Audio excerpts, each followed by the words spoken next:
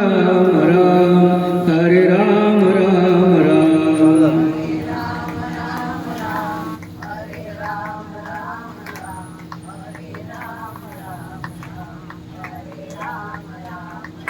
हरे राम राम राम हरे राम राम राम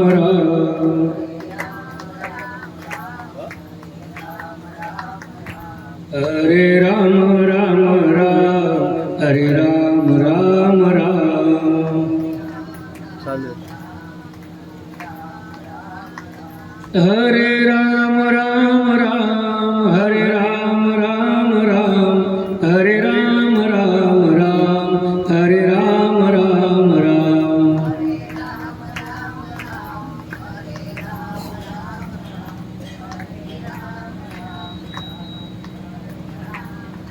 प्रभु रामचंद्र भगवान की जय। पवन तनय संकट हरण मंगल मूर्ति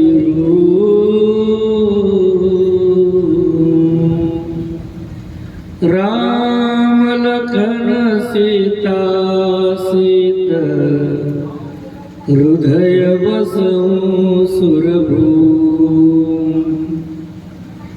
आई हनुमंत जी विराज कथा करुमति अनुसार प्रेम सहित गति धरो पधारे पवन कुमार। सियावर रामचंद्र की जय उमापति महादेव की जय पवन सुत हनुमान की जय बोलो रे भाई शिव संतन की जय। स्वस्ति श्री गणेशाय नमः श्री सरस्वते नमः श्री गुरुभ्यो नमः।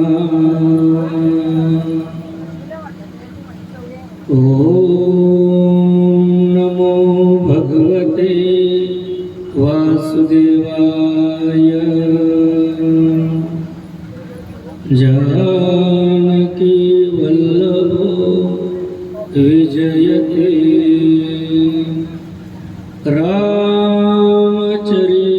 रामचरितमानस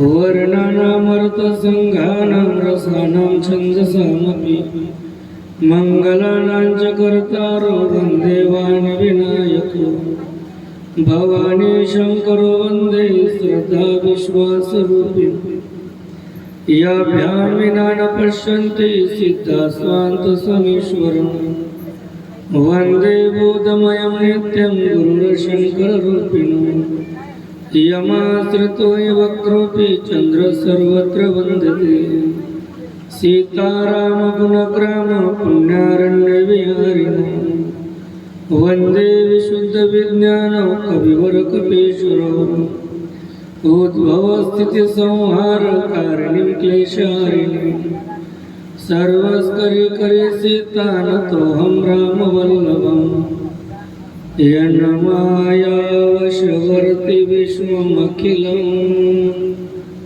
ब्रह्मादिदेवासुरा यत्सत्त्वादमृषयो भाति सकलं रज्जो यथा यर्ब्रह्मः यत्पादप्लवमेकमेव हि भवान् बोधिस्थितिर्षावताम् वन्दे तमहमशेषकारणपरमं रामाखिमीशं हरे नानापुराणनिगमागम सम्मतं यत् रामायण निगदितं तोचिदन्यतोऽपि स्वांत सुखाय तुलसी रघुनाथ गाथा भाषा निबंध मति मंजुल मातनोती चरितम रघुनाथस्य शतकोटी प्रविस्तरम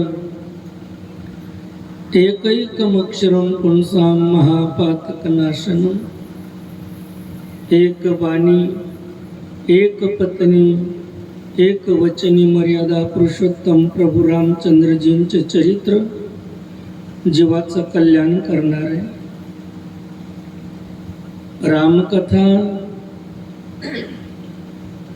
जीवनाची व्यथा कमी करण्यासाठी रामकथा संसारात तापलेल्या जीवाला शांती प्राप्त करून देणारी रामकथा प्रपंचामधील सर्व प्रश्नांची उत्तरे रामकथा तर जीवनातील दुःखाच्या वजाबाकीचं एकमेव साधने रामकथा अशी ही सुरस अवीट गोड पवित्र श्रीरामकथा भगवंताच्या कृपेने साधू संतांच्या आशीर्वादाने चालत असलेली कथा ज्ञानयज्ञ 16 तथा संकीर्तन सप्ताह काल आपण कथा पाहिली भगवान प्रभू रामचंद्रांना शिवधनुष्य भंग केलेले तोडलेले सीता मातेचं रामचंद्रांसोबत स्वयंवर झालेले विश्वामित्रजींनी एक लेटर तयार केले एक पत्र तयार केलं दशरथ राजांकडे पाठवले 2 शिपाई घेऊन गेलेले दशरथ राजाच्या अंतःकरणातलं प्रेम आज होतो आलेलं रामाचं पत्र आलं आणि ते पत्र आपल्या छातीशी लावलं आणि ढसाढसा रडायला लागले कचू खटी की मिठी त्या पत्रामध्ये शुभ समाचार आहेत का अशुभ समाचार आहेत याचा विचार न करता आनंदानं पत्र आपल्या छातीशी लावलं माझ्या परमात्म्याचं पत्र आलं भरताला कळालं भरताना दशरथ महाराजांकडून हिसकून घेतलं आणि डोक्यावर घेऊन भरत नाचायला लागला बंधू प्रेम भरत नाचायला लागला आणि जेव्हा पत्रातला समाचार वाचला आनंद झाला सर्वात जास्त आनंद झाला माझ्या कौसल्या मातेला महात्मा आला होता त्या महात्म्यानं माझ्या मुलाचं भविष्य सांगितलं होतं अगदी तंतोतंत खरे आणि जाता जाता महाराज म्हटले होते की एके दिवशी येईल आणि तुमचा पोरगा राजा कधी होईल ते भविष्य सांगून जाईल मी आता त्याचीच वाट पाहिली 2 शिपायांनी जेव्हा पत्र दिलं त्या शिपायांना अयोध्या वाशीतील प्रत्येक यजमानानं प्रत्येक ग्रामस्थानं भेट देत आहेत भेट दशरथ महाराजांनी दिली कैकेयी माता सुमित्रा माता कौसल्या माता सुमित्रा माता सर्वांनी दिली वस्तूंचा ढीग लागला ढीग कोणी पॉकेट दिलं कोणी कॅश दिले कोणी चेक दिला कोणी कपडे दिले कोणी पिवळं दिलं कोणी पांढरं दिलं पण दोघही शिपाई एकाही वस्तूला स्पर्श करत नाहीत शेवटी दशरथजींना म्हणावं लागलं अरे मेरे भाई ये भीक नहीं है भेट है भेट इसका स्वीकार करो याचा काय करा स्वीकार करा दोघं शिपायांनी सांगितलं महाराज हम लड़की वाले हैं ना लड़की वाले आम्ही मुलीकडचे म्हणून आम्ही मुलीच्या घरचं पाणी पिणार नाहीत पाणी पाणी हो वस्तू घेणं तर लांबच मुलीचं घरचं पाणी प्यायला चालत नाही, कन्यादान केलं, तिचा आपला विषय संपला. तिला दिलं, तिला खाऊ पिऊ घातलं, चालतं. शिपाईच नाही असं म्हणतात. जनक महाराजांनी त्या हुंड्यामध्ये हत्ती पाठवली होती. हत्ती हत्ती तर ते हत्ती अयोध्याचं गवत खात नव्हते, पाणी पित नव्हते.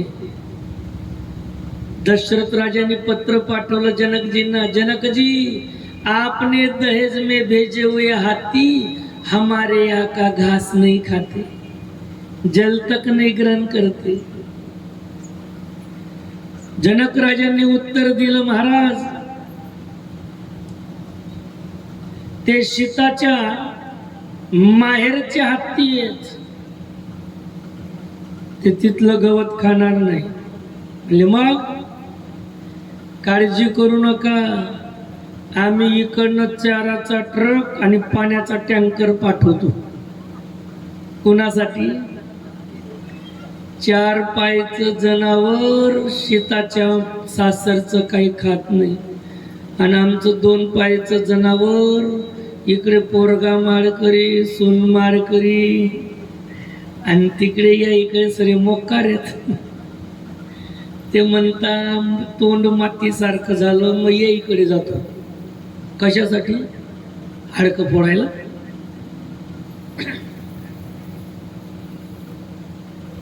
खाता येत नाही, पाणी पिता येत नाही.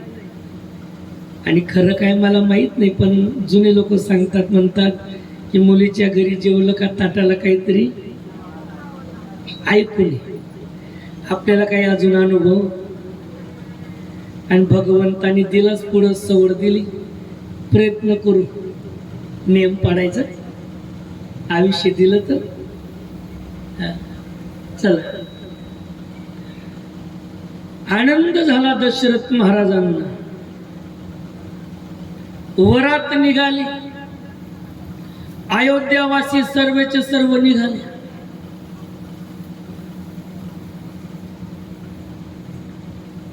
जगातल्या सर्व शकुनांनी एक मीटिंग घेतली, जगातले शुभ शकून. अरे जर पवित्र व्हायचं असेल तर ब्रह्मच्या बापाला सामोरे जा. जर पवित्र व्हायचं असेल दशरथ महाराजांना सामोरे जा, म्हणजे पवित्र व्हाल. जगातले सर्व शुभ शकून एकत्रित आलेले आहेत. कशाला म्हणतात शुभ शकून? कोणते माहिती आहेत तुम्हाला? आम्हाला एकच माहिती महाराज. एखादी सुवासीन जर का पाण्याची भरलेली गागर समोरून आली, आम्ही त्याला काय म्हणतो? शुभ शकून. अजून अजून कशाला शुभ म्हणतो आपण? प्रवासाला लागल्यावर पाण्याची घागर एक. अजून मुंगूस दर्शन. गोस्वामी तुलसीदास लिहितात, ऐका. अरे दहिने काग सुकेत सुहावा, नकुल दरस सब काहून पावा. सानकुल त्रिवित विचारी, सगट सवाल आवही वर्णरणारी. शुभ शकून समोरून हातात वेदाचं पुस्तक घेऊन येणारे ब्रह्मवृंद. काय? शुभ शकून. हरणाचा कळप उजवीकडे गेला, शुभ शकून. झाडावर कोकिळ पक्षाचं गायन डाव्या बाजूला. एका झाडावर कोकिळ पक्षाचं काय चालू आहे? गायन चालू आहे, शुभ शकून. हो, दही विकणारा भेटलेला आहे, शुभ शकून. मासे विकणारा कोळी भेटलेला आहे, शुभ शकून. उजव्या भागाला कावड्यांचे थवे जात आहेत, मुंगूस दिसला, पाण्यानं भरलेली घागर, समोरून एक स्त्री येते शुभ शकून, आणि एक गाय आपल्या वासराला दूध पाजत पाजत समोरूनच येते शुभ शकून.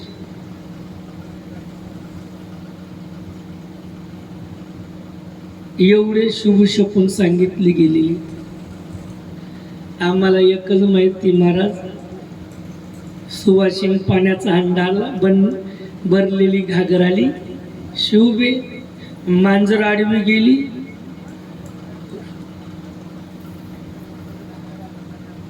मांजर आडवी गेली का आपण तिला मारतो, शिवीगाळ करतो. ती मांजर म्हणते काय अशुभ माणूस आहे, मी माझ्या रस्त्यानं चालली होती आणि दुवाड खुशाल मला मारतो. आपण तिला अशुभ म्हणतो, ती आपल्याला अशुभ. रस्त्यानं व्यवस्था केलेली जनक महाराजांनी नाश्त्याची व्यवस्था आहे. काय कांदा पोहे. मी अयोध्यामधून वरात निघाली, रस्त्यानं नाश्त्याची व्यवस्था. कशाची व्यवस्था आहे? वडापाव. महाराज दही चिवरा उपहार अपारा. दही आणि चिवडा. जनक महाराजांनी व्यवस्था केलेली.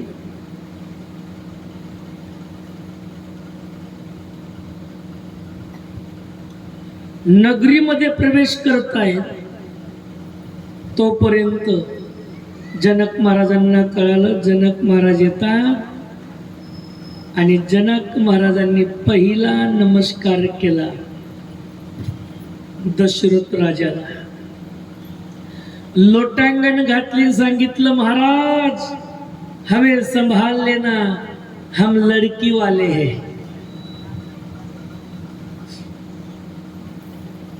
जनक महाराज दशरथ महाराजांना सांगतात, आप हमें संभाल लेना, हम कौन है? लड़की वाले. आप तो आपका बेटा है, आप लड़के वाले, संभाल लेना. दशरथ महाराजांनी जनकजींना उचललं आणि आपल्या छातीशी लावलं, कडकडून मिठी मारली. जनक जी आप हमें संभाल लेना, आप लड़की वाले और हम लड़के वाले. जो लड़की वाला रहता है ना वो दाता होता है. दाता कौन? ज्याच्याकडे पोरगी तो कोण आहे? दाता. आणि ज्याच्याकडे पोरगा आहे तो भिकारी. भिकारी मी नाही सांग, स्वतः दशरथ महाराज सांगता, जनक जी आप लड़की वाले हैं, हम लड़के वाले.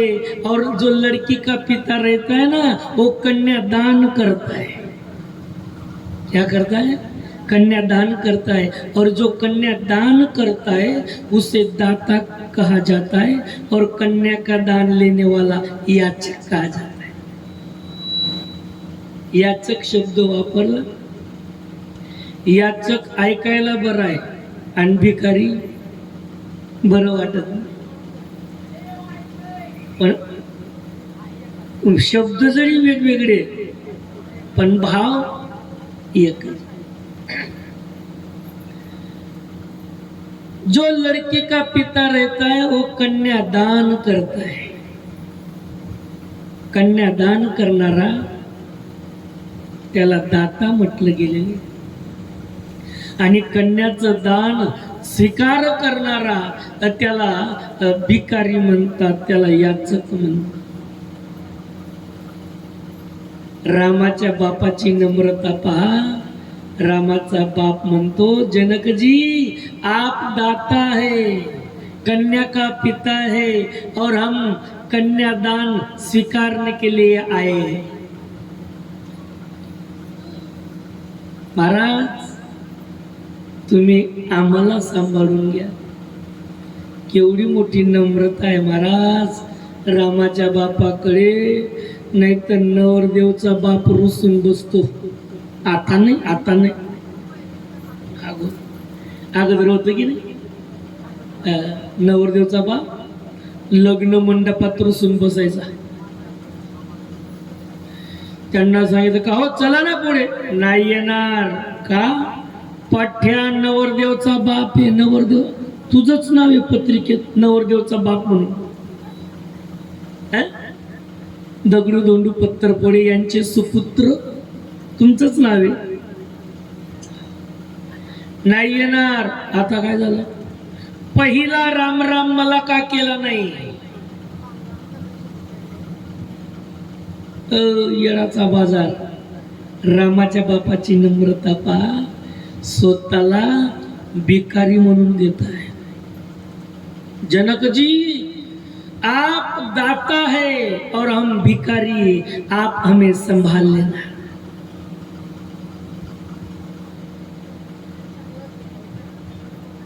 रामायण आम्हाला नाते शिकवते.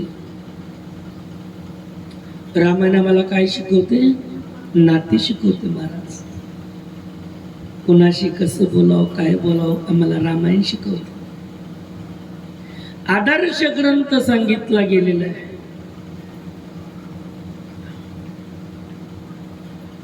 म्हणून प्रेमानं वागायचं. संपत्ती आली माजू नका, सत्ता आली गाजू नका, आणि गरिबी आली लाजू नका. देणारा माझा परमात्मा आहे. 10x10च्या खोलीत राहतो, देवाची कृपा. 5000 स्क्वेअर फूटच्या बंगल्यामध्ये राहतो, देवाची कृपा. शिडी भाकर खायला मिळाली, देवाची कृपा. मिष्टान्न मिळालं, देवाची. भगवंतावर विश्वास ठेवा. माझा परमात्मा संपूर्ण जगाचं विश्व रक्षण करतो. तो संपूर्ण जगाचं पालन पोषण करतो. तुका म्हणे ज्याचे नाव विश्वंभर, पोषितो जगाशी एकलाच. त्याला कधी गुरमी आली नाही. पण आम्हालाच काय गुरमी येते काय माहिती. एवढी काहीच नाही आमच्याकडे, काहीच नाही. 1.5 एकर आहे, ते बी नेहमी पडीत पडलेलं आहे, तरी आम्ही कुठे मावत नाही. आम्ही म्हणजे काय? अरे नाही रे बाबा, अरे रावणाची टिकली नाही रे. आपली जायला वेळ लागत नाही. देवानं जे दिले त्याचा सांभाळ करा. मान धनाचा मान मान्यताच्या जोरावर भगवंताला विसरू नका, आणि कुणावर आपली मोठेकी गाजू नका. महापुरे झाडे जाती ते तर लोहाडे वाच. महापूर आलं की झाडेचे झाडे उपटून नेता पुरामध्ये. आणि लोहाडी पाणी आलं की खाली वाकलं की वरून पाणी. म्हणून लक्षात ठेवा, भगवंतावर विश्वास ठेवा. माझा परमात्मा. दशरथ महाराजांकडे संपत्ती कमी संपत्ती. दशरथ महाराजांचा मित्र कोण आहे? मित्र भुसावळचा नगरसेवक. दशरथ महाराजांचा मित्र म्हणजे इंद्रदेव, देवादिकांचा राजा इंद्र. जर स्वर्गात जेव्हा जात होते दशरथ महाराज,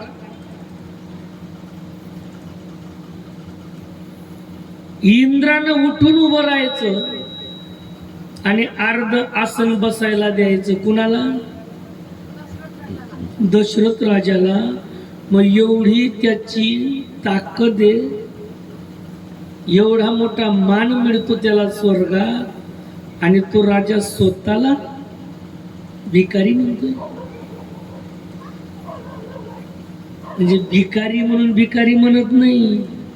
हो, ही त्यांची काय नम्रता, ही नम्रता आहे. आणि एक गोष्ट लक्षात ठेवा, आतमधला जो गुण असतो ना रक्तातला, ते कधीच मात्र शांत बसत नाही.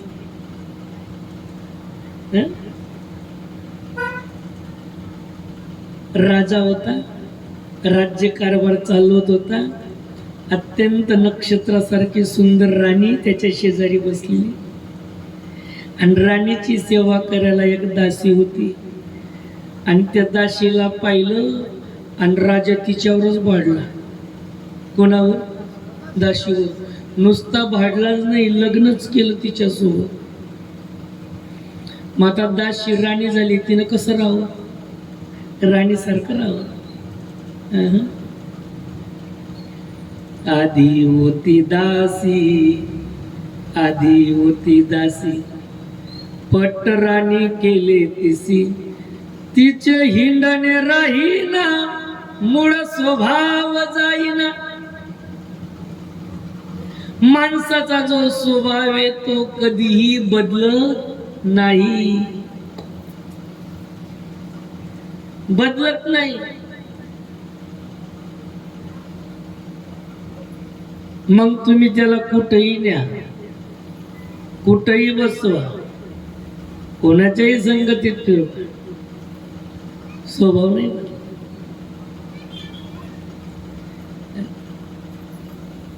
स्वभाव कधी बदलत नाही महाराज.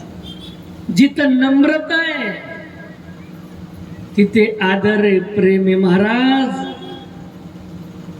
तुम्ही कन्या दान करणारे दाता आहेत आणि मी कन्याचं दान स्वीकार करणारा.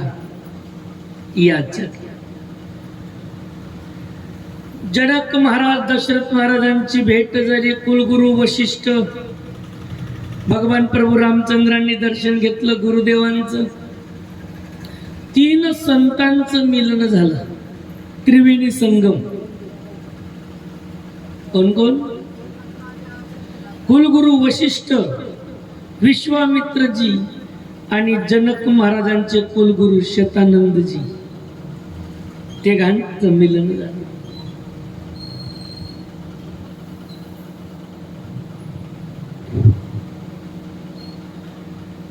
संतांच्या बैठकीमध्ये निर्णय विषय निघाला, का हो आम्ही तुमच्या वरातीमध्ये 3 राजकुमार पाहिले, रामाला सोडून. कुलगुरू वशिष्ठ म्हणतात, विश्वामित्रजी म्हणतात, आम्ही पण तुमच्या मिथिला नगरीमध्ये 3-4 राजकुमाऱ्या पाहिल्या, सीतेला सोडून. म्हणले हो. जनक महाराजांचे लहान बंधू कुशकेतू त्यांच्या मुली आहेत.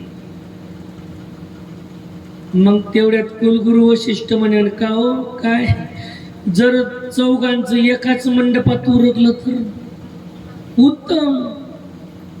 रामासाठी सीता निश्चित झालेली. म्हणले मग लक्ष्मणाला उर्मिला देऊन टाका, भरताला मांडवी देऊन टाका आणि शत्रुघ्नाला सुरत कीर्ती देऊन टाका. साधूंनी जोड़लो, साधूंनी.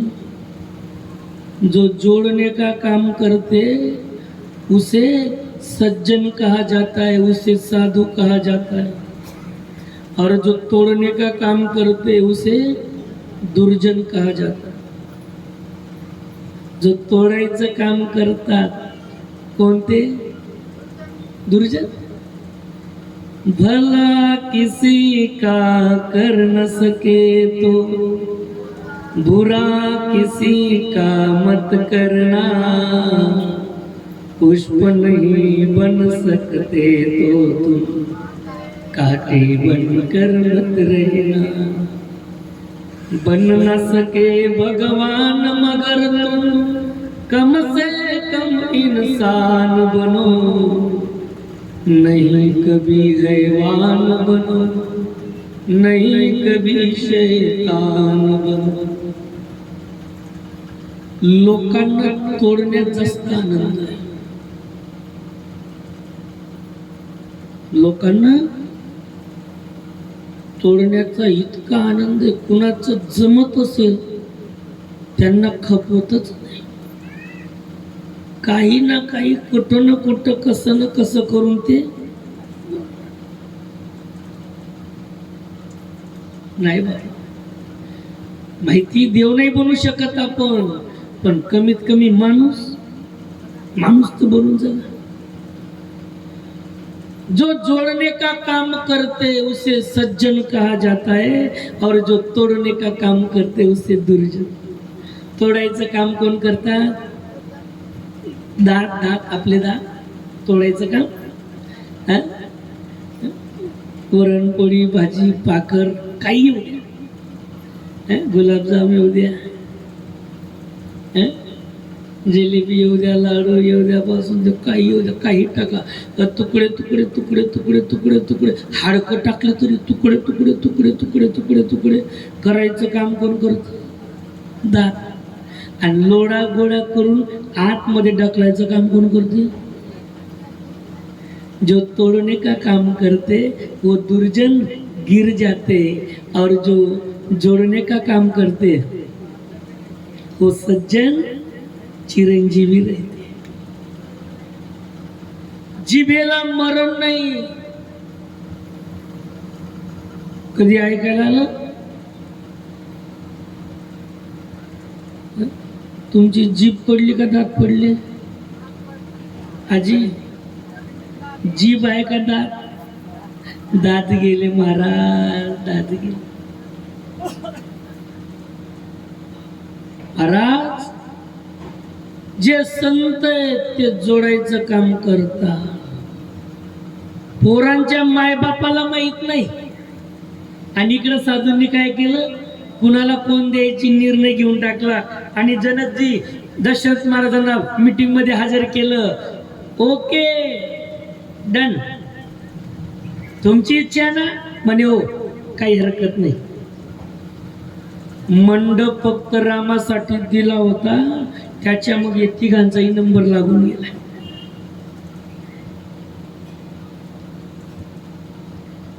भगवंताच्या लग्नाची पत्रिका ब्रह्मदेवानं तयार केली. पंचमी तिथी, मार्गशीर्ष महिना, पंचमी तिथी, गोरज मुहूर्तावर लग्न आहे. गोरज मुहूर्त. लग्नाचे मुहूर्त दोनच, गोरज आणि गटी. आता तिसरंच निघालं, अभिजित नक्षत्र. 12:35, 12:52, 12:45 लागतं का लग्न? 45ला, 35ला.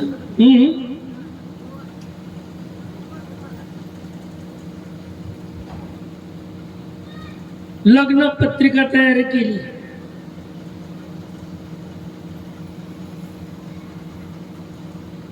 भगवान प्रभू रामचंद्रांना नवरदेव स्वरूपात तयार केलेले. माझ्या भगवंताला सजवण्यात आले. महाराज, तेरा किसने किया सिंगार सांवरे, तेरा किसने किया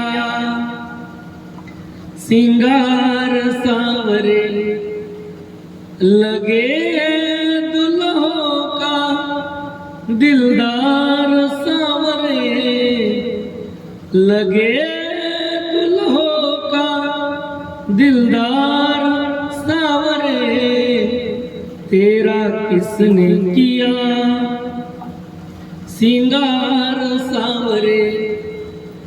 अरे कोई ऐसा राग बता दे तू नाचे मैं गाऊं, अरे कोई ऐसा राग बता दे तू नाचे मैं गाऊं, नचाता रहूं हर बार सावरे न चाहता रहूं, हर बार सावरे तेरा किसने किया सिंगार सावरे. भगवंताला सजवण्यात आलेले नवरदेव स्वरूपात माझा परमात्मा भगवान राम घोड्यावर बसलेला आहे. आजचा घोडा राम आहे आणि आजचा घोडा काम आहे आणि नवरदेव राम आहे. भगवान म्हणतात मीही लग्न करतो. लग्न करणं वाईट नाही, शास्त्रानं मान्यता दिली, वेदानं मान्यता दिलेली. बलती स्त्री भलता पुरुष मैथुनी वय वर्ण संकर. एवढ्यासाठी विवाह निर्धार नेमीला वेदे. वेदानं अट घातली बाबा विवाह करा.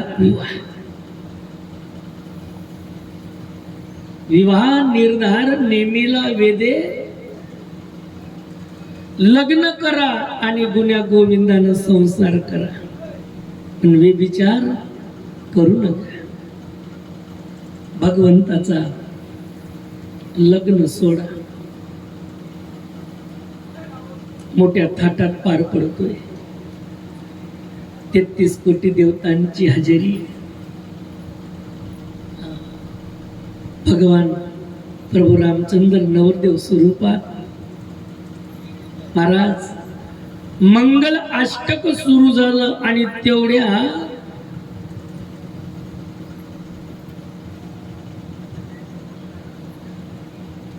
कुलगुरु वशिष्ठांनी माघार घेतली. अवधेश विवाह का मुहूर्त बीत चुका है, यदि कोई कम ज्यादा हुआ तो मैं जिम्मेदार नहीं. रामाचं लग्न लागायला 2 मिनिट उशीर झाला. किती? 2 मिनिट.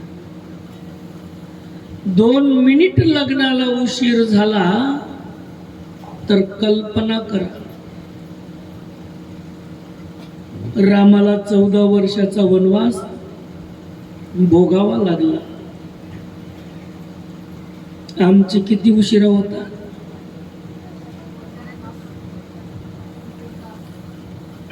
बारा वाजाचं लग्न होतं. माझी भुसावळमध्येच कथा होती आणि इकडे लोणारी त्याच्या अलीकडे, तिकडे लोणारी, इकडे कुठलं, हो तिथं लग्नाला गेलो. आमंत्रित होतो. कथा झाली. कथा झाल्यावर जेवण केलं आणि जेवण झाल्यावर लग्नाला गेलो. 12 वाजता लग्न आहे, लागेल उशिरा. तरी मला पोचायला तिथं 1 वाजलाच. नाचतच होते. नाचणाऱ्याने एकानं मला ओळखलं, महाराज महाराज महाराज. म्हणलं का हो, अजून नाचताय तुम्ही? 12चं टायमिंग, 1 वाजला. महाराज आत्ता नवरी पार्लर मध्ये गेली. बाप्पा बाप्पा, आत्ता नवरी पार्लर मध्ये गेली आणि म्हणतात ती बी वेटिंग वर आहे. म्हटलं का बरं? म्हणे दुसऱ्या 4-5 नवऱ्या, पण नवऱ्याच्या अगोदर नवरीच्या मायाच घाई करतायत.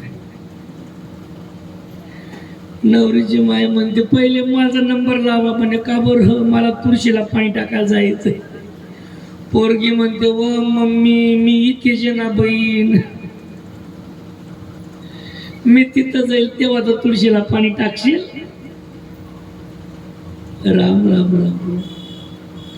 महाराज आराम झाला, कथा झाली, आरती होत होती. मग मला फोन आला आरतीमध्ये, महाराज नवरी येऊन गेली पार्लर मधून, तुम्ही लग्नाला 5:30 ला लग्न. कधी लागलं? 5:30 ला लग्न लागलं आणि 1 महिन्यामध्ये घटस्फोट झाला. 5 लाख द्यावे लागले.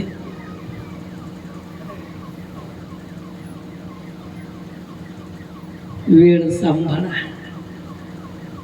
वेळ अवघड. भगवान प्रभू चंद्रांच्या लग्नाला 2 मिनिट उशीर झाला, 2 मिनिट. काढून घेतली जबाबदारी. अवधेश, यदि कोई कम ज्यादा हुआ तो मैं जिम्मेदार नहीं, मी जबाबदारी घेणार नाही. लग्नाचा कार्यक्रम झाला, थट्टा मस्करी सुरू झाली. पंक्ती बसल्या, पंक्ती, थट्टा मस्करी जेवणाची. तुमच्याकडे आहे का ती पद्धत जेवताना थट्टा मस्करी? आमच्याकडे पापड फोडायची पद्धत. जेवायला लागेल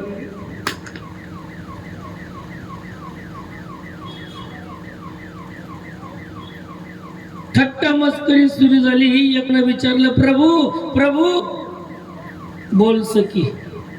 रामाच्या साले साल्या साल्या, प्रभु बोल सखी, हमने तो अलग ही सुना है. बोले क्या सुना है? हमने तो ऐसा सुना है, अयोध्या की महिलाएं बस खाली प्रसाद खाती है और बच्चे को जन्म देती है. आता केवढा मरमर बोट ठेवला. अरे अरे, भगवान रामचंद्र म्हणतात, काय बापा, जर साल्या अशा तर बायको कशी असेल? अयोध्या की महिलाएं खाली प्रसाद खाती, बच्चे को जन्म देती. बोले सखी, तूने सही सुना है, बराबर है. मेरी कौशल्या माँ, सुमित्रा माँ, कई माँ, हमने प्रसाद खाया, बच्चे को जन्म दिया, लेकिन मैंने तो मेरे ससुराल में अलग ही सुना है. बोले आपने क्या सुना है? बोले हमारी अयोध्या में आदमियों की जरूरत नहीं और तुम्हारे यहाँ महिलाओं की जरूरत नहीं. बोले धरती से लड़कियां बाहर आती, धरती से. आणि मग मात्र सीतेनं तिचा हात धरला. का वो चतुरा के शिरोमणी, हाथ आने वाले नहीं. ठट्टा मस्करी.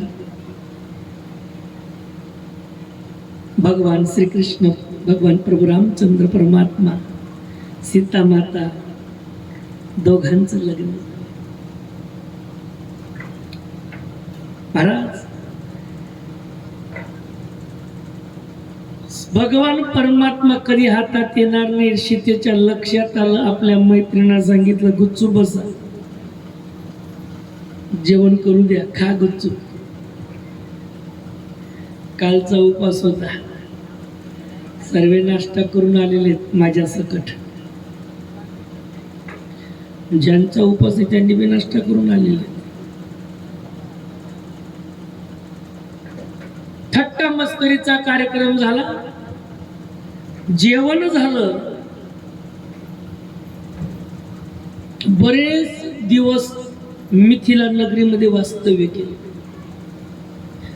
निघायचं म्हटलं की निघू द्यायचे नाही. जनक महाराज थांबून घ्यायचे. बरेच दिवस झाले.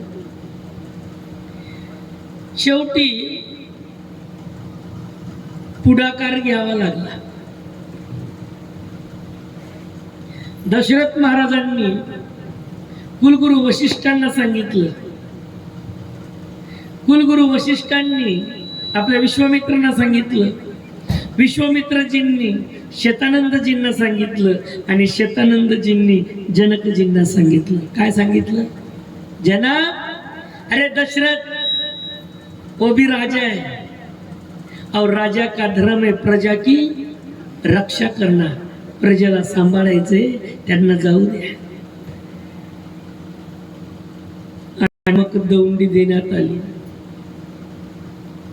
उद्या सकाळी 8 वाजता सीताची विदाई होणार. रात्रभर रथात सामान भरायचा कार्यक्रम चालला. आंधन आंधनानं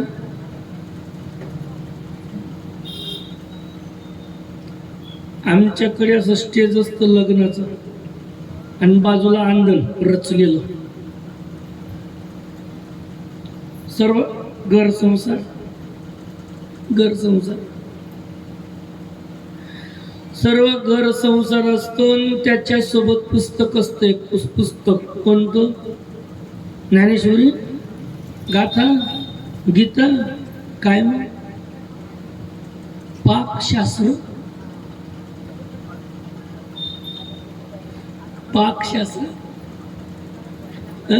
घर संसार तर दिला, गॅस बी दिली, शेगडी बी दिली, पण या हंडीला लावता आले पाहिजे ना. हंडी भरायला काय करावं लागतं?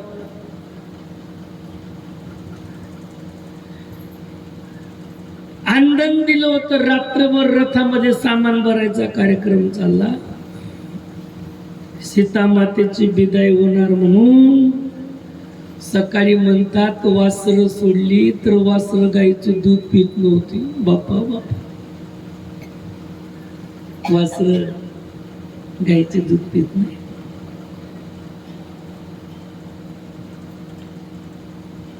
तिघ चारी मुली शृंगार केला मस्त. 4 पालख्या तयार केलेल्या आहेत. कीर्ती आली, सुनैना मातेचं दर्शन घेतलं. मांडवी आली, सुनैना मातेचं दर्शन घेतलं. सीता आली, सुनैना माता रडत होती महाराज.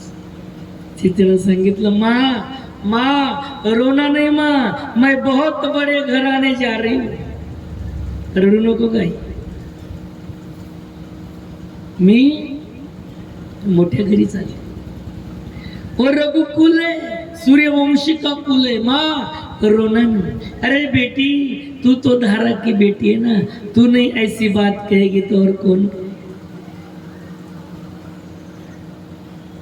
आई रडू नको.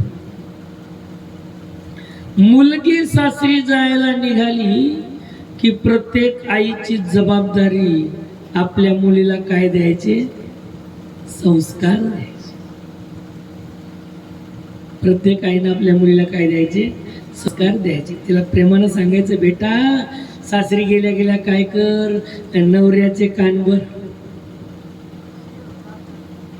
वेगळे निघा, संसार बघा, नाहीतर मुंबई पुन्हा गुजरातला चला. ही शिकवण का नाही? सीता मातेला सुनैना माता शिकवण देते.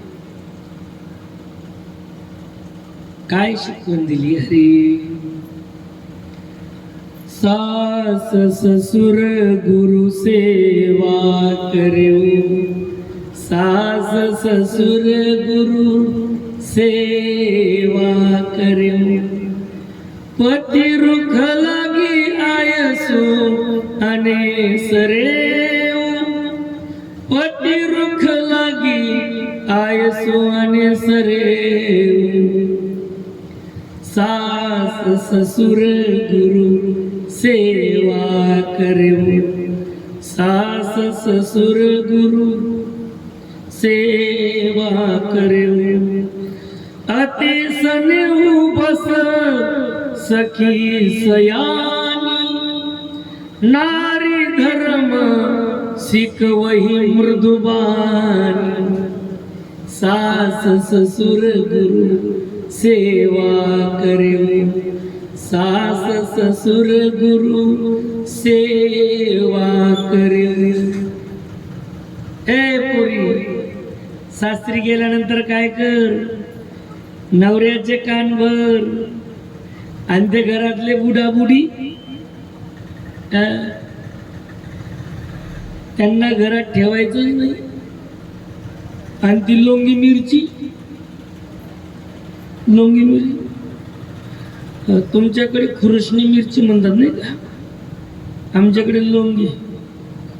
ती खुरसणी, तिले बी भाव द्यायचा नाही.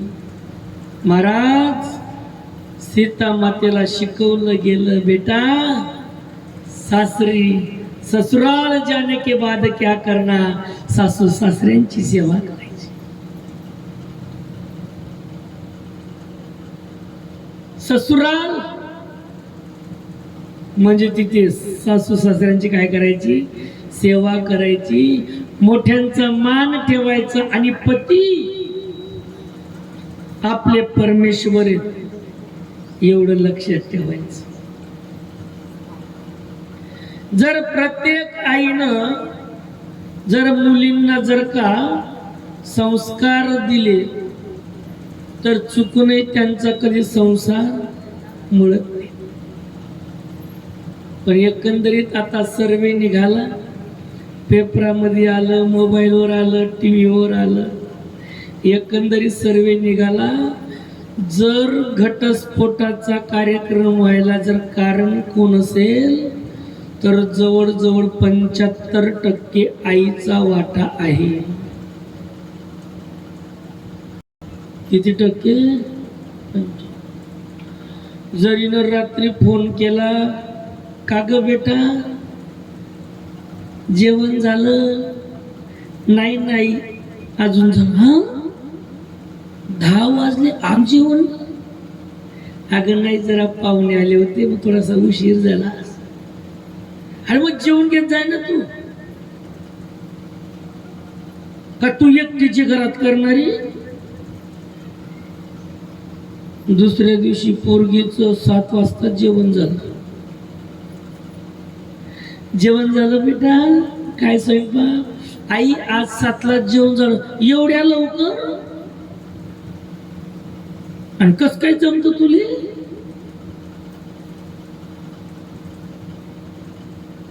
सकाळी फोन केला, का रे बेटा उठली? आई 4 वाजताच उठली मी. आणि काय गरज पडली? दुसऱ्या दिवशी फोन केला, बेटा उठली? आई आज 8 वाजले मला उठायला. 8 वाजले. काय तब्येत बरी नाही? ते तुला विचारतात की नाही? दवाखाना येडी हर तू गुपचूप मरणार, तू तुझं सांभाळणार, ती तिचं पाहिजे. महाराज, कोणत्याच आईनं आपल्या मुलीच्या संसारामध्ये डोकं घालू नये. तिचा संसार करेल, तिला बी अक्कल आहे, तो तुझी अक्कल नको चालू. आमचे नरेंद्र पाटीलचे शब्द आहे, आकलीचे तारे नको तोडू.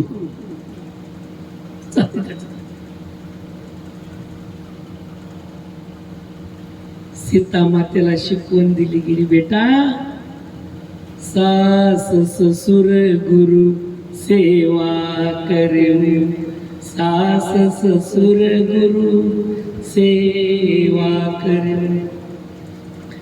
पती रुख लागी आये सो अनेसरे, नारी धर्म शिकवई मृदुबानी. अत्यंत गोड वचनांनी आपल्या मुलीला काय देते? शिकवून देते.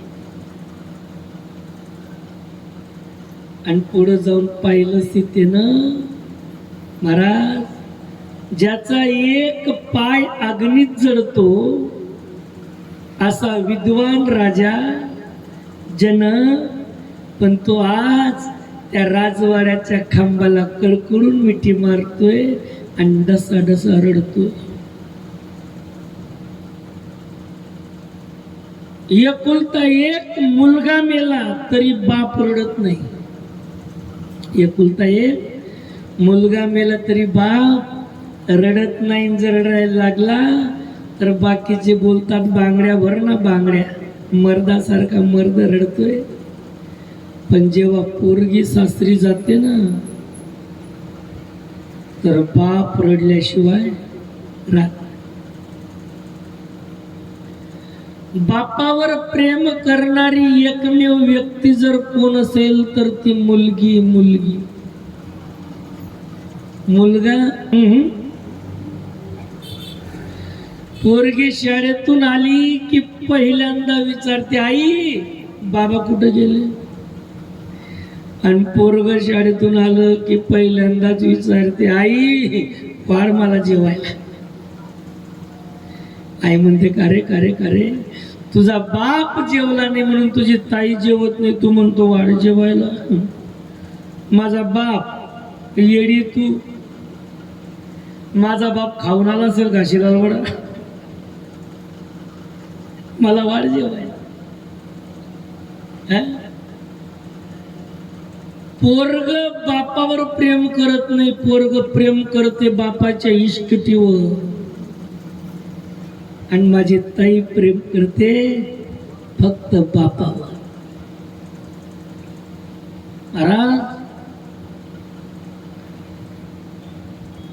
काय माहिती दिवस येतो कोणी माझ्या वाटेला,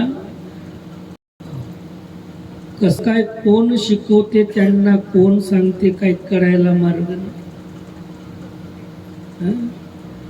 गाडी घेऊन निघालो की माझी पोरगी लहानीशी मुलगी होती, मुक्ता लहान होती, पळत यायची, गाडी टोकायची, बाबा काच खाली कर. काच खाली केला की पोरगी सांगते मला, माझी मुक्ता सांगायची, बाबा गाडी हळू चालवा.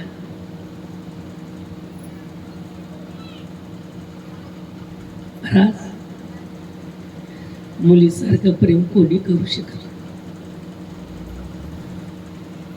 जे तिच्या आईला कळत नाही ते तिला कळत. काय भगवंत तिला कोणता भेजा वापरलाय त्या पोरीच्या जातीला?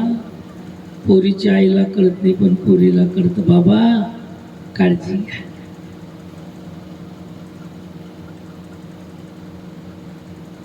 कण्वासारखे मुनी रडले शकुंतलेसाठी, जनकासारखा विदेही राजा रडला जानकीसाठी, हिमालयासारखा पहाड रडतो पार्वतीसाठी, आणि तुमचा आमचा बाप देखील रडतो आपल्या पोरीसाठी.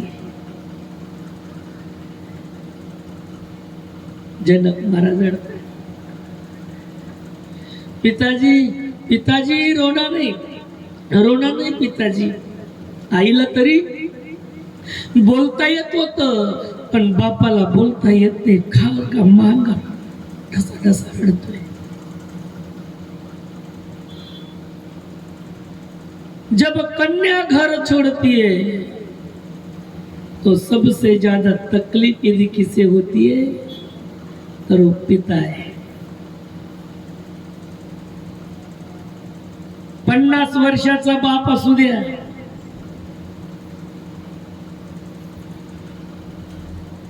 आणि जेव्हा मुलगी सासरी जाते तेव्हा तो 60 वर्षाचा दिसायला लागतो.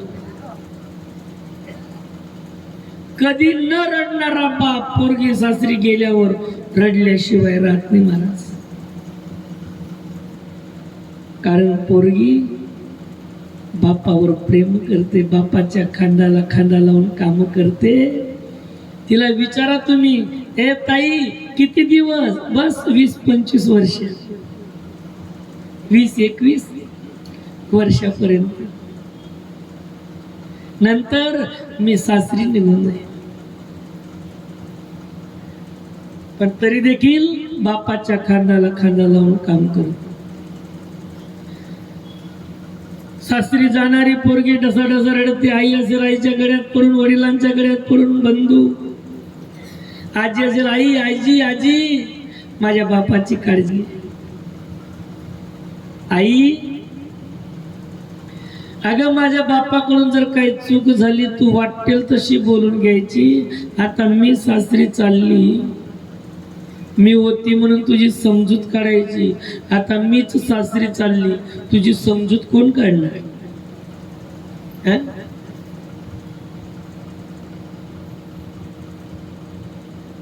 दादा बाबांना त्रास नको देऊ. अरे फाटके कपडे आपल्या बापाच्या अंगावर होते, नवीन आपल्याला शिवले. आजारी आपला बाप होता, औषधी आपल्याला आणली. कर्ज बाजारी आपला बाप झाला आणि पदवीधर आपल्याला केलं. बाबांना त्रास नको देऊ. महाराज 2-3 वर्षाची पोरगी होती, नाही मरण पावली. बापानं दुसरं लग्न केलं नाही. बापाला वाटलं मी जर दुसरं लग्न केलं मला बायको मिळेल,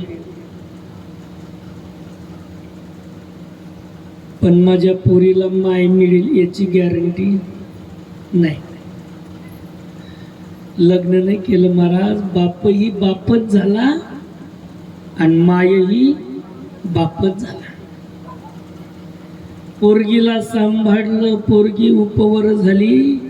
एके दिवशी पाहुणे आले, पाहुण्यांनी पसंत केली, लग्नाची तारीख निश्चित झाली. पाहुणे निघून गेले. संध्याकाळी पोरीनं स्वयंपाक केला, बापाच्या पुढे ताट ठेवला. बापानं ताटात त्या पदार्थांकडे पाहिलं आणि भविष्याचा विचार केला. एका महिन्यानं म्हणजे मुलगी सासरी जाईल. हा ताट, हा पदार्थानं भरलेला ताट माझ्या पुढे कोण? जिला वागवलं, सांभाळलं, तिथं रक्षण केलं, ती आज एका महिन्यानं मला सोडून निघून जाईल. बाप उठला आणि डसा डसा रडत बसला. महाराज पोरीनं तसाच ताट झाकून ठेवला. पूर्ण रात्र रडण्यात गेली, पण कोणी कोणाशी बोललं नाही आणि जेवण देखील केलं नाही. मुलगी श्रेष्ठ सांगितलेली.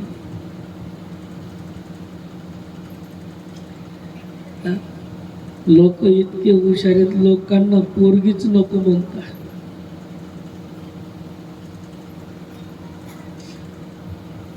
स्वीकार करा, ती आपल्या घराची लक्ष्मी. आणि निरीक्षण करा, जेव्हा पोरगी जन्माला येते ना, ती काही ना काही आपल्यासाठी आशीर्वाद घेऊन जन्माला येत असते. पालख्या तयार केलेल्या आहेत. 4 पालख्यांमध्ये 4 मुली बसल्या. दशरथ महाराज समोर आले.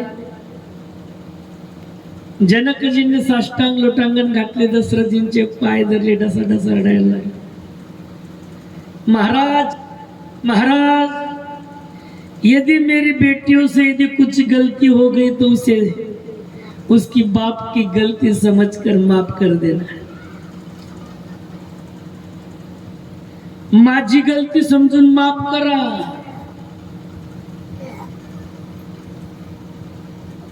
दशरथ जी सांगता, जनक, अरे टोकरी में जैसे फूल रखे जाते ना, बस उसी तरह तुम्हारी बेटियों को मैं रखूंगा. तू काळजी करू नको.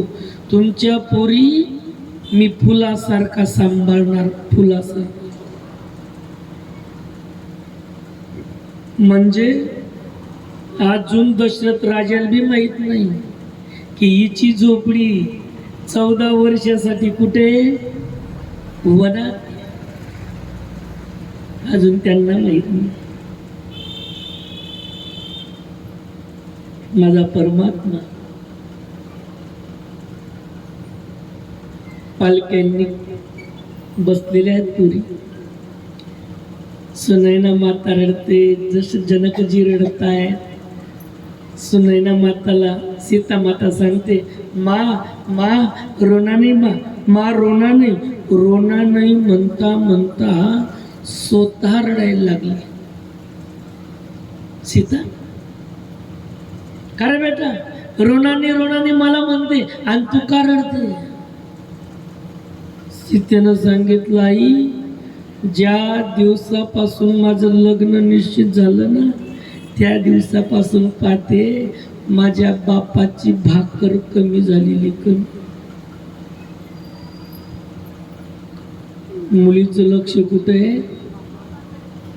बापावर नाही, बापाच्या भाकरी.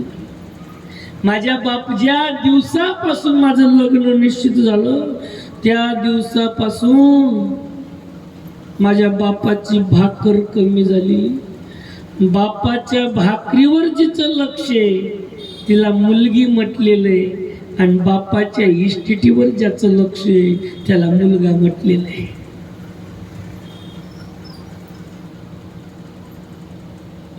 निघाल्या पालख्या अयोध्याकडे संपूर्ण समाज निघालेला आहे.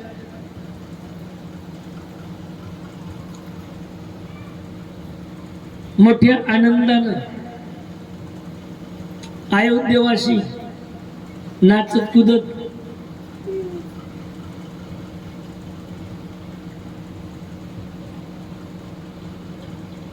वास येतो, जडते नाही.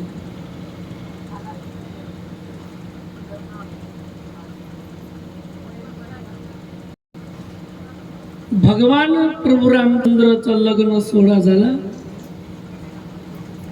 आणि निघाले.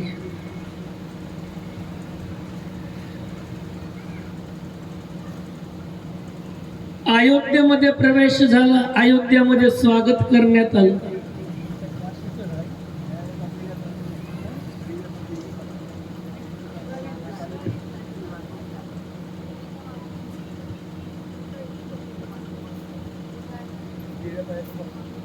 अयोध्यामध्ये स्वागत करण्यात आलं. 4 सुना, 3 सासवा, सासरा, पोरं सर्व बसलेले. रात्री मिथिला नगरीचा शे निघाला. दशरथ महाराज सांगतात, कौसल्या कौसल्या, हे कैकेयी, सुमित्रा. जी महाराज, अगं मी स्वर्गात जातो. स्वर्गात गेल्यानंतर इंद्र जो माझा सत्कार करायच्या त्यापेक्षा कैक पटीनं माझा सत्कार जनक महाराजांनी चांगला केला. बापाचा नावाचा उल्लेख झाला. पोरी रडायला लागल्या. हे बेटा, रोना नहीं, चलो सो जाओ अपने अपने शयन कक्ष में. आपल्या रूम मध्ये झोपायला गेल्या. भगवान प्रभू रामचंद्रांच्या रूम मध्ये कौसल्या माता जाऊन बसली. रामचंद्र झोपले. रामाच्या डोक्यावरून हात फिरवते. रामा, बोल गाई. बेटा, मी पत्र वाचलं. पत्र तुझं. एका बाणात ताटिका मारली तू. सुबवला अग्निबाणाद्वारे वरच्यावरी जाडलं. मारीतला 700 योजन लांब पाठवलं. अहिल्याचा उद्धार केला. शिवधनुष्य भंग केला. परशुरामचंद्रांना वनात तप करायला पाठवलं. धनुष्य बाण तू मोडला. आईला वाटलं याची आपण जास्त स्तुती करू नये. आणि कोणत्याच आईनं आपल्या पोऱ्याची स्तुती करू नये. तोंडावर तरी नाही. तोंडावर जर तोंडावर स्तुती केली ना ते फुगून जात. बेंडकोई सारखं स्तुती नाही. बेटा, ही तुझी कर्तबगारी नाही. ही कर्तबगारी तुझी नाही. मग कुणाची गाई? तुझ्यासोबत तुझे गुरु होते ना, त्यांची.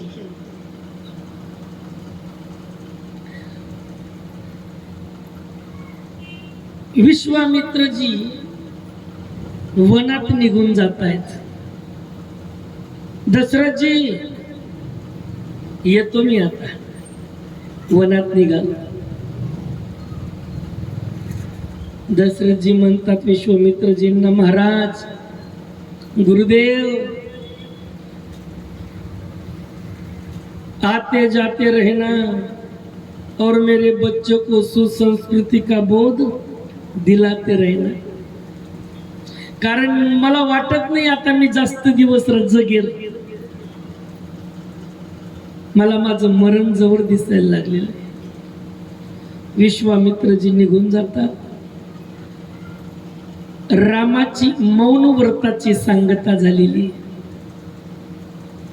मौन व्रताची सांगता म्हणजे आता ते दोघं एकमेकासोबत बोलू आता आता दोघं एकमेकासोबत बोलू शकतात. आणि आता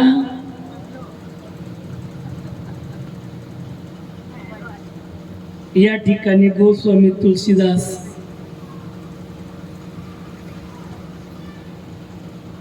बालकांडाला पूर्ण विराम देत आहेत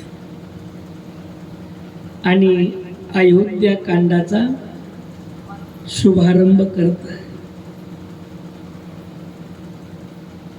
एकदा मोठ्या प्रेमानं सर्वांनी प्रभु रामचंद्र भगवान की हरी हरि बोल हरि बोल हरि हरि बोल केशव माधव गोविंद बोल.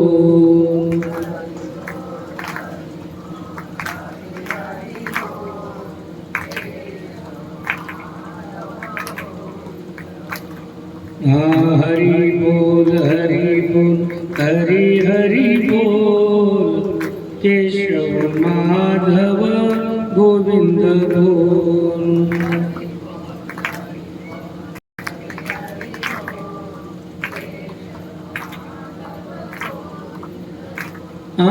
केशव माधव गोविंद बोल.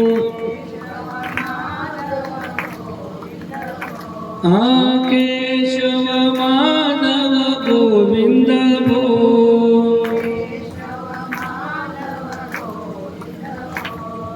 हरि बोल हरि बोल हरि हरि बोल केशव माधव गोविंद बोल.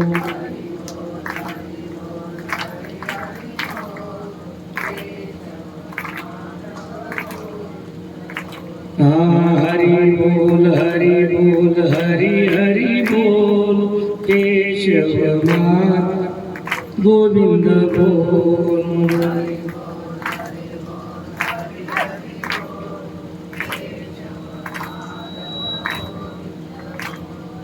केशव माधव गोविंद बोल. केशव माधव गोविंद बोल. हरि बोल हरि बोल हरि हरि बोल केशव माधव गोविंद बोल.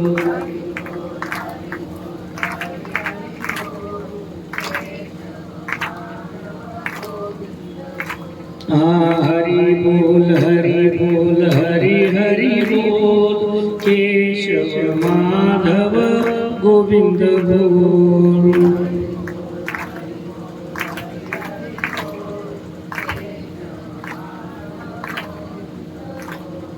केशव माधव गोविंद बोल.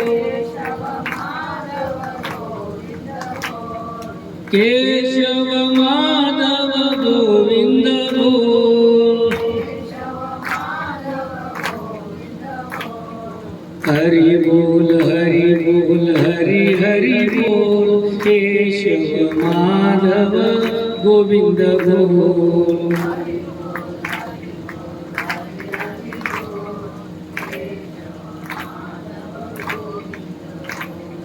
हरि बोल हरि बोल हरि हरि बोल केशव माधव गोविंद बोल.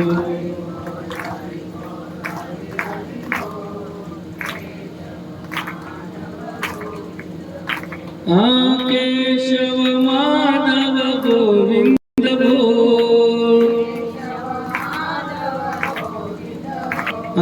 केशव माधव गोविंद बोल. हरि बोल हरि बोल हरि हरि बोल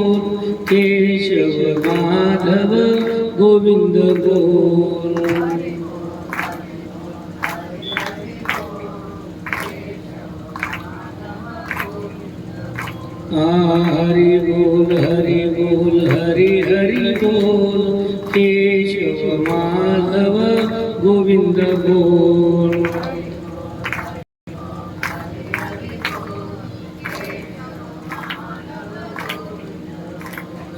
केशव माधव गोविंद बोल केशव माधव गोविंद बोल हरि बोल हरि हरि बोल केशव माधव गोविंद बोल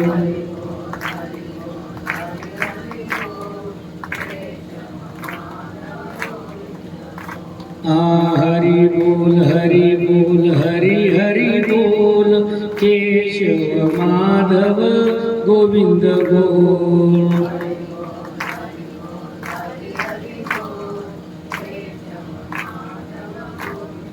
प्रभु रामचंद्र भगवान की जय। गणेश सरस्वतीला वंदन करून अयोध्या कांडाला प्रारंभ करताय। याला अशोका कांड असंही नाव देण्यात आलेले। अयोध्या कांड माने अशोका कांड। भगवान रामचंद्र लग्न करून अयोध्यात 12 वर्ष वास्तव्य केलं अयोध्येत। अयोध्यामध्ये 12 वर्ष वास्तव्य केलं। वर्ष 27 के भय रघुराया। वय वर्ष 27 झालं भगवंताचं। 27 वर्षाचे झाले भगवान राम। दशरथजी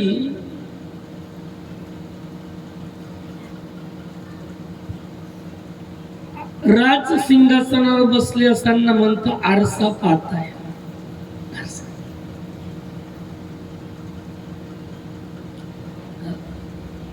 राज सिंहासनावर बसून आरसा पाहणं म्हणजे हास्यास्पद आहे। आता मी तुमच्या समोर बसलोय, मी ना आरसा घेतला आणि माझाच तुमच्या समोर इथं बसून आरसा घेऊ, तुम्ही काय म्हणणार? मला बोवा बिघडला बरोबर। राजाला आरसा पाहिला, आरशामध्ये राजाचा मुकुट वाकडा झालेला दिसला आणि कानाजवळचा केश पांढरा।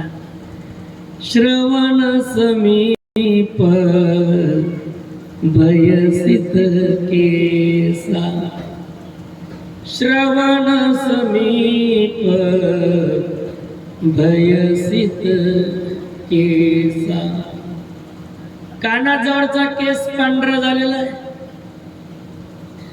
जर केस पिकायला सुरुवात झाली तर सुरुवात कानापासून होते। काही म्हण नाही महाराज इथून होते, इथून तुम्हाला मोकळं दिसतं खालचं गुण म्हणून पांढरं दिसतं, पण सुरुवात कुठून होते? केस पिकायला सुरुवात झाली की काना जोडून का गुपित गोष्ट कुठं सांगितली जाते? ओ महाराज, आतापर्यंत भरपूर रंगीत संगीत झिंगझिंग झिंगाट, आता तरी काय करा, राम भजो तुम राम भजो, रामाचं चिंतन करा, नामस्मरण करा। राम कमल मुख दिया, काय दिलं आपल्याला? कमल। कशासाठी दिलं? भगवंताचं भजन करायला, नामस्मरण करा, चिंतन करा। भगवंताचं नामस्मरण करा. महाराज नाथ महाराजांचा हरिपाठ तुला तोंड दिलंय कशासाठी? करा रे बाबांनो साधन हरीचे, जनी करणीचे करू नका. नामाविन मुख सर्पातेचे भीड, जिव्हानो हे काळ सर्प आहे. भगवंताचं भजन करा. इतोन राम भजन को दिया कमल मुख तुम राम भजो. आणि जर भजन करत नसेल तर बिना कपासी न उले त्याले बोंड म्हणू नये. बिना कपासी न उले त्याले बोंड म्हणू नये. बिना हरिनाम न त्याले तोंड म्हणू नये. जर देवाचं भजनच नसेल त्या तोंडात तर त्याला तोंड म्हणू नका. मग काय म्हणा त्याला? डस्टबिन.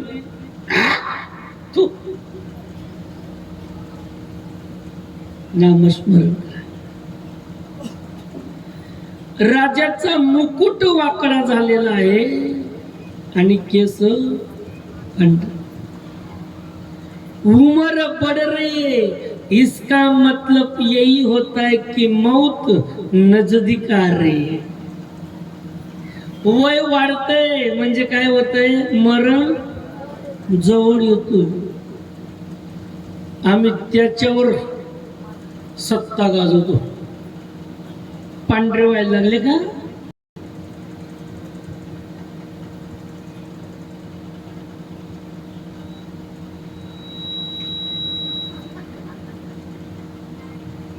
केस पांढरे व्हायला लागले.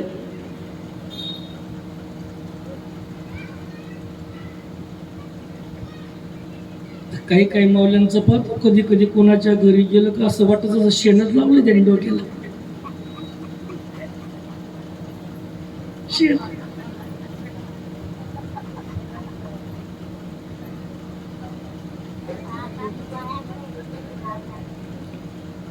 इथलं कोणाला बोलत नाही बाप्पा, मी बाहेर गाव चालतो.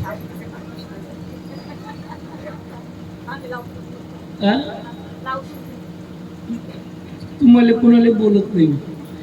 इथं मंडपात जे बसले त्यांनाही बोलत नाही, भुसावळच्यांनाही बोलत नाही, साताऱ्यातल्या नाही, बाहेर गावरून कोणी इथं पाहुणे आले असतील त्यांनाही बोलत नाही, आणि जे खैवाडीतून इकडे आले असतील त्यांना बी बोलत नाही. चला करा, कितीही प्रयत्न करा, कितीही प्रयत्न करा, पण त्याच्यात काही बदल भगवंतानं जे दिलेलं आहे आपल्याला त्याच्यामध्ये बदल होणार. उमर बढ़ रही है, इसका मतलब यही होता है कि मौत नजदीक आ रही. ऐकू येत नाही, आम्ही मशीन बसून पण ऐकतोच. हाडकं फोडता येत नाही, आम्ही कवटी बसून घेतो.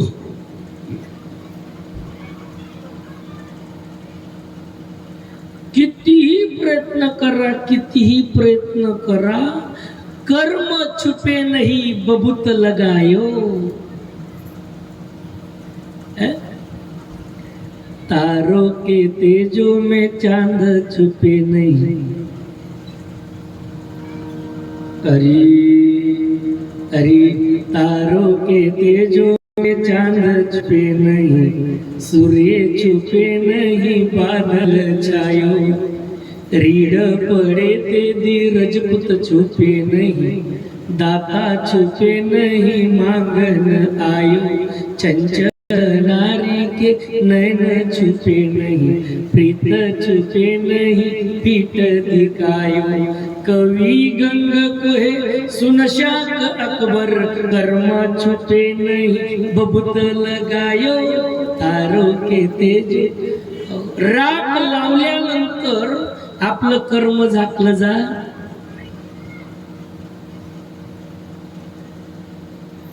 तारे किती जरी चकाकले तरी चंद्राचा प्रकाश लपत नाही. कितीही ढगाळ वातावरण झालं तरी सूर्याचा प्रकाश लपत. जर परकीय चालून आले आपल्यावर तर जातीवंत रजपूत मागे थांबत नाही. चंचल नारी के नयन छुपे नहीं, दाता छुपे नहीं मांगन आयो. जो दाता आहे, जो दान देणार आहे, तो कधी मागे थांबत नाही. आणि काही ठिकाणी बळजबरी का हो सप्ताला द्या ना काही, द्या ना काही, द्या ना काही, सप्ताला वर्गणी द्या ना. आता तुमच्याकडून मागितली नाही, तुम्ही स्वतःवरून देऊन टाकलं. आता किती दिली ते नका सांगू, पण दिली. दाता छुपे नहीं मांगना आयो. कबीर महाराजांचं उदाहरण आहे महाराज याच्यावर मोठं. संत कबीर एकुलता एक पोऱ्याचं मुंडक कापून टाकलं, पण काय केलं, साधू संतांना जेव घातलं. मध्यरात्री साधू संत आले, करी कबीराच्या घरी आले संत मंडळी. रात्र झाली पहर एक जाण.